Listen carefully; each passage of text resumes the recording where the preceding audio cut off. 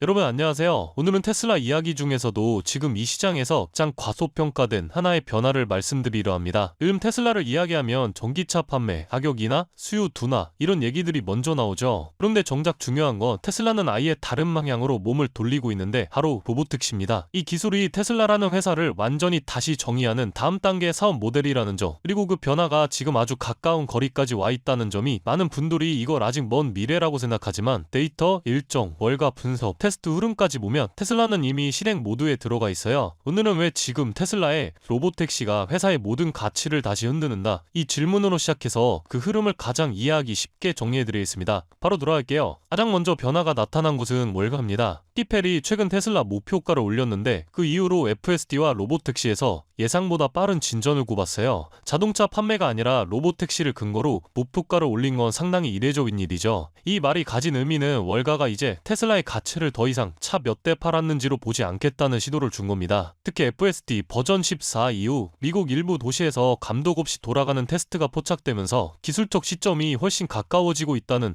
해석도 함께 나오죠. 즉 월가 시각은 판매 부진은 약점이 아니라 로보택시 준비는 다음 단계 진입, 이렇게 구조적으로 이동하고 있습니다. 내부 관련 보도를 보면 테슬라의 로보택시 계획이 이제 초안이 아니라 일정 수준으로 노출되고 있습니다. 보도 내용에 따르면 2025년 말까지 8에서 10개 도시에서 운영, 2026년이 회사의 가장 중요한 시험대, 이렇게 명확하게 언급돼 있어요. 이건 시장 입장에서 굉장히 큰 변화입니다. 그동안 로보택시는 언젠가 되겠지 수준으로 여겨졌다면 지금은 회사가 실제로 도시 단위 운영 플랜을 세우고 있다는 뜻이니까요. 머스크도 올 초에 올해 말 일부 지역은 감독 없이 운행할 것이라고 언급했죠. 말뿐이면 시장이 반응하지 않겠지만 최근 테스트 차량 포착 건수가 눈에 띄게 늘고 있습니다. 기술, 도시 진입, 일정 붕괴, 이 세 개가 동시에 맞아떨어지는 구간이 지금입니다. 기술이 도시로 내려오면 장점과 단점이 동시에 드러납니다. 최근 일렉트랙이 보도한 오스틴 지역 로보택시 사고는 3건이 연속으로 추가되면서 총 7건까지 올라갔어요. 이걸 보고 테슬라 위험한 거 아닌가 이렇게 보는 분들도 있겠지만 이건 상용화 전 단계에서 필연적으로 거치는 수순입니다. 자율주행 기술은 실제 도시 데이터를 계속 받아야 완성도가 올라가요. 데이터 폭증, 안정성 개선, 규제 협의, 이런 순서를 반복하면서 완성이 됩니다. 그래서 지금의 사고 보도들은 기술이 이제 실제 환경에서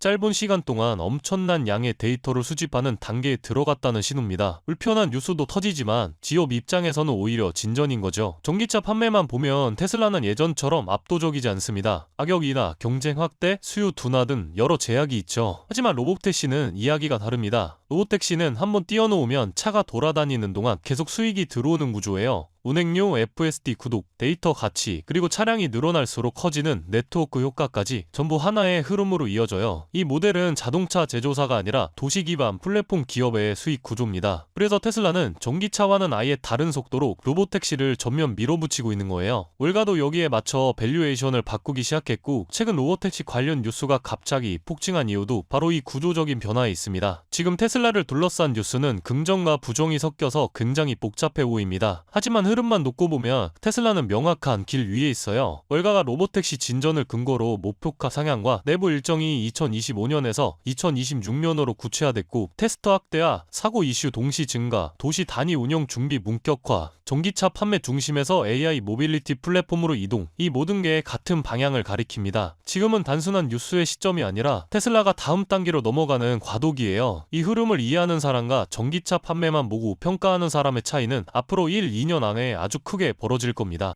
그렇다면 여러분들은 지금 주식 시장에서 수익을 내고 계신가요? 우리는 어떻게 해야 이런 불확실한 시장 속에서도 안정적으로 큰 수익을 얻어갈 수 있을까요? 눈에 띄는 대장주 M7 같은 종목들은 이미 너무 많이 상승한 뒤이기 때문에 앞으로는 진짜 큰 돈을 벌기 쉽지 않습니다. 진짜 기회는 그 대장주들 뒤에서 움직이는 수혜 종목에서 발생하는데요. 이런 종목들은 시가총액이 작기 때문에 비교적 소액으로도 접근이 가능하고 리스크 관리 또한 용이하죠. 즉 적은 자금으로도 큰 수익을 노릴 수 있는 구조입니다. 그런데 지금 시장을 움직이는 가장 큰 힘은 단순히 금리나 유동성이 아닙니다. 바로 미중 무역전쟁의 임합, 전략자원 전쟁이 시작됐기 때문이에요. 중국이 반도체에 이어 히토류 수출을 통제하기 시작했고 미국은 이에 맞서 자국 내 히토류 생산 라인을 재건에 나섰습니다. 단순히 정치적 갈등을 넘어서 AI, 전기차, 방위산업까지 직결된 신냉전형 공급망 전쟁입니다. 가장 대표적으로 눈에 띄었던 건 바로 히토르 전쟁의 중심에 선 MP 머티리얼스 티커였습니다. 미국 국방부와의 공급 계약이 발표되자 3개월 만에 주가가 6배 이상 폭등했고 거래량은 평소에 10배 이상 터졌어요. 1,000만원만 넣었어도 6천만원. 이게 바로 시장이 움직이는 타이밍입니다. 이런 종목들을 한번 불이 붙으면 정말 불도저처럼 밀어 올립니다.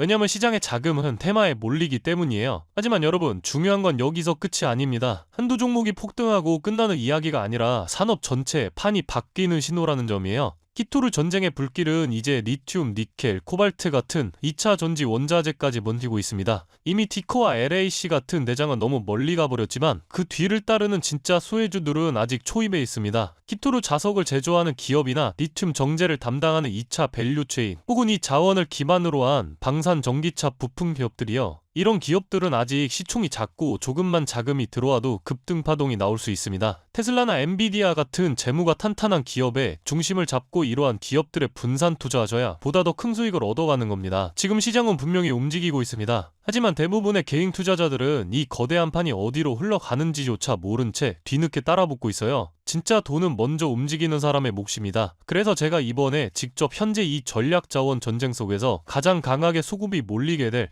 핵심 수혜 섹터와 종목 리스트를 정리해뒀습니다. 실제로 기관 자금이 들어오는 타이밍과 정부 정책 방향, 글로벌 공급망 재편 흐름까지 데이터 기반으로 정리된 PDF 자료예요. 이러한 정보도 소중한 제 구독자분들과 끝까지 영상 시청해주신 분들께만 오픈해드리도록 하겠습니다. 참여 방법은 간단합니다. 영상 아래 더보기란을 클릭하시면 파란색 링크가 하나 보이실 겁니다. 간단한 설문조사 진행해두시고 전송 버튼까지 눌러주시면 확인 후에 순차적으로 자료를 전달드리겠습니다. 절대로 금전 요구나 무조건적인 투자 권유 또한 하지 않습니다. 여러분이 시장에서 안정적으로 수익을 만들어 가시길 바라는 마음으로 준비한 자료들이에요. 꾹 가볍게 참고하시고 시장의 흐름을 직접 관망하셔도 좋습니다. 시장은 언제나 먼저 보는 사람, 먼저 움직이는 사람이 이깁니다. 지금 우리가 보고 있는 건 단순한 주가 상승이 아니라 글로벌 머니의 방향 전환이에요. 이 기회를 놓치면 다음 사이클이 올 때까지 또 몇 년을 기다려야 할지도 모릅니다. 영상이 도움되셨다면 좋아요와 구독 버튼 눌러주시고 저는 다음 영상에서 뵙도록 하겠습니다.